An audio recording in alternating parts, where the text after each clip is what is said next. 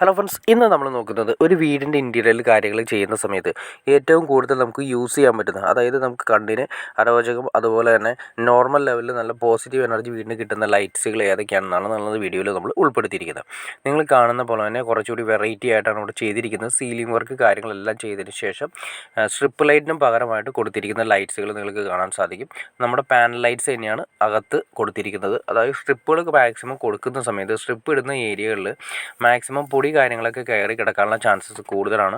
ഒരു വർഷമൊക്കെ കഴിയുമ്പോഴേക്കും അതിൻ്റെ മുകളിൽ നിറച്ച് പൊടിയായിരിക്കും വരുന്നത്. ഇത് ഒഴിവാക്കിക്കൊണ്ടാണ് ഇവിടെ സീലിംഗ് വർക്ക് കാര്യങ്ങൾ ചെയ്തിരിക്കുന്നത്. അതായത് പാനൽ ലൈറ്റ്സ് തന്നെയാണ് കൊടുത്തിരിക്കുന്ന ലൈറ്റ്സുകളെല്ലാം തന്നെ വാം വൈറ്റ്സ് ആണ് കൊടുത്തിരിക്കുന്നത്. അതായത് ചെറിയൊരു മഞ്ഞ കലർന്ന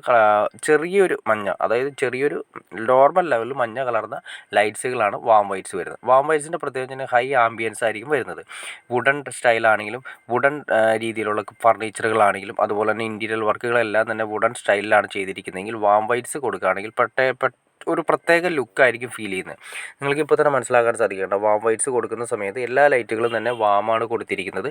എന്നാൽ റൂമുകളിൽ നമ്മൾ വാം വൈറ്റ്സ് കൊടുക്കുന്നതിനേക്കാൾ ബെറ്റർ നമുക്ക് വൈറ്റ് ലൈറ്റുകൾ കൊടുക്കുന്നതാണ്. റൂമിൻ്റെ അകത്ത് നമുക്ക് വെളിച്ചം കാര്യങ്ങളൊക്കെ ഓവറായിട്ട് ആവശ്യമുണ്ട്. അപ്പോൾ അതുകൊണ്ട് വൈറ്റ് ലൈറ്റുകളാണ് കൂടുതലും കൊടുക്കുന്നത്.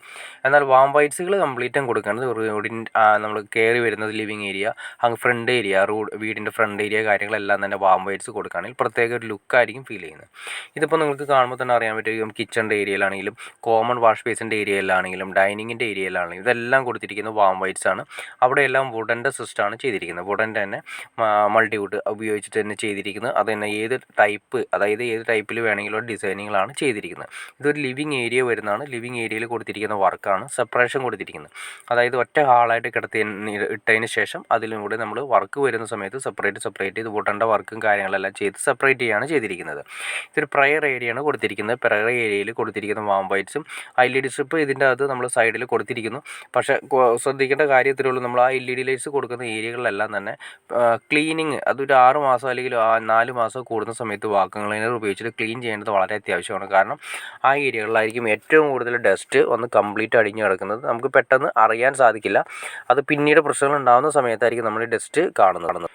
അപ്പോൾ നിങ്ങൾക്ക് ഈ വീഡിയോ ഇൻറ്റീരിയൽ കാര്യങ്ങൾ ഏകദേശം ഒരു ഐഡിയ കിട്ടിക്കാണെന്ന് വിചാരിക്കുന്നു. ഇനി എന്തെങ്കിലും ഡൗട്ട്സോ കാര്യങ്ങളോ ഉണ്ടെങ്കിൽ തീർച്ചയായിട്ടും കമൻറ്റ് ചെയ്യാനും മടിക്കരുത്, ഷെയർ ചെയ്യാനും മടിക്കരുത്, സബ്സ്ക്രൈബ് ചെയ്യാനും മടിക്കരുത്. ഓക്കെ ഫ്രണ്ട്സ്, അടുത്ത വീഡിയോയിൽ കാണുന്നവരെ okay.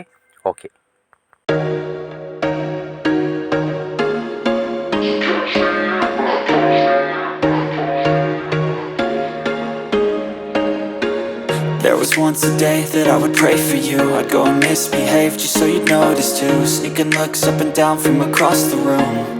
And damn, what a hell of a view. I feel good, you look great, I like you, I can't wait. A first time, a first date. You're so fine, I'm so late. You sip wine, I drink straight. Don't waste time to my place. I feel my heart erase. So catch me if I fall.